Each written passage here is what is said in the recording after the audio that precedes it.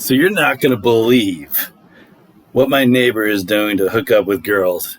It's incredible. Stay tuned to find out how he did it. Welcome back to the Talking Nonsense podcast with Brian Clough. Please subscribe, like, and comment as it will help me grow the show. So I took a little time off the show as I was going in and out of a long-term failing relationship with my ex once again. Apparently she wasn't too amused with some of the content on the old show, so it wasn't going over very well. So I finally decided to break away for good this time. But the thing that kills me is, while I'm going through a miserable breakup, I'd go home, be walking to my apartment, I'd run into my neighbor who is absolutely killing it on the hookup scene. He's an average-looking guy in his early 50s, home 1 to 2 new girls to spend the night a week for like the last 2 years. He's been on fire and as happy as can be. So I finally asked him the other day, what the hell are you saying to these girls?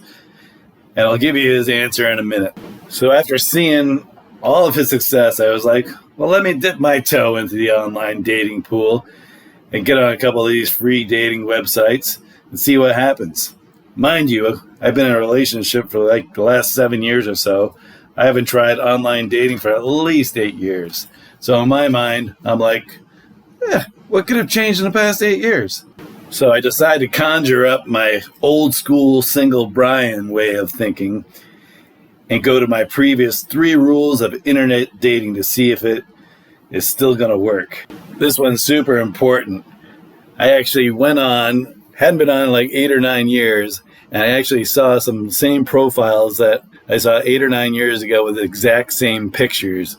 So you can only imagine what running into one of these broads on a first date and her pictures don't look like her, what that would be like. If this ever happens, make them buy you a drink. Which brings me to rule number 2. Beware of headshot girl. My old college buddy, Brew, always had the best girl advice for me. Over the years, he would say, if they're just showing you their face, they're definitely hiding something. When it comes to online dating, he and I always had the shallow Hal approach. One of his favorite tips was, pay close attention to her body style. Big trunk, big tree. What this means, if a girl has big ankles or big legs, they are there for a reason, to hold up some extra weight that is coming on down the road. A good example of headshot girl. When I first tried online dating years ago, I took a girl out that only had a headshot pictures. She had a very, very pretty face. We got along, we chatted a bunch of times, decided to meet out at a local bar. She shows up 45 minutes late, sits down. Mind you, she put on her internet profile, athletic and toned body style, was her description. She storms in there all sweaty. She must have weighed at least 240 pounds.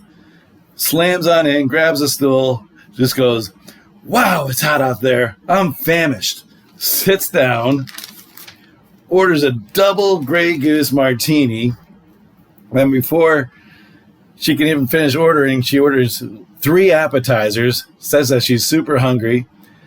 And before she's finishing even ordering the 3rd appetizer, she chugs the martini, orders another double Grey Goose martini. I haven't even gotten like 5 words out at this point. As I'm sitting there watching all this go down, all I can think of in my mind is my bar tab, which was sitting right about $3 for the 1 Miller Lite draft that I ordered, grew to almost $90 in less than 45 seconds. She then turned to me and said, oh, did I mention that I just got gastric bypass surgery? So this led me to rule number 3. No dinner dates until after the 3rd date. As I learned, 90% of the girls you meet will not make it to date number 4. So why waste your money on them before that? A large percent of them are just looking for a guy to give them a free meal, knowing they will never see them again. So always best in the beginning to keep, as Zimmy would say, keep your CPL low. And if you remember from previous episodes, CPL stands for cost per lay. So we'll see how this internet dating thing works out. It's tough for a guy like me to get good pics. Not the best looking dude out there.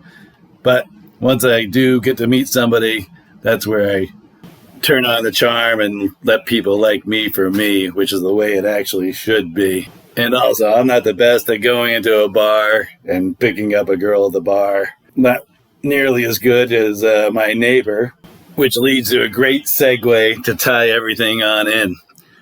So I'm coming in the other night. I run across my neighbor.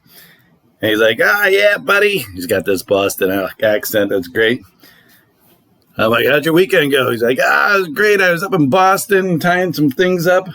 I go, any luck up there? What happened? He goes, yeah, I got one. Brought her back to the hotel and everything. It was good. I'm like, what the hell are you saying to these girls? He goes, that one. I told her I was a JetBlue captain. She bought it. I'm like, holy shit, are you kidding me? He's like, yeah, it works every time. I go, are you using that down here when you go and you're pulling all these girls back? He goes, no, for that one. He goes, I went on the Amazon and I got the business cards going up. And I tell him I'm an attorney. I give him a card. It's got a fake name on it, fake number, and an email address. And he goes, I can monitor the email address. But he goes, I just keep them one night and then I throw them out the next day. I go for the next girl the next time. I was like, oh my God, this guy is a genius. So there you have it. I guess the way to get the girls down here is just to lie right to them. Apparently it works. He says they're all looking for a one-night stand anyways. But that's the way it is. So that's your story in a nutshell. Have a great day. And if you like the story, please subscribe, like, and comment.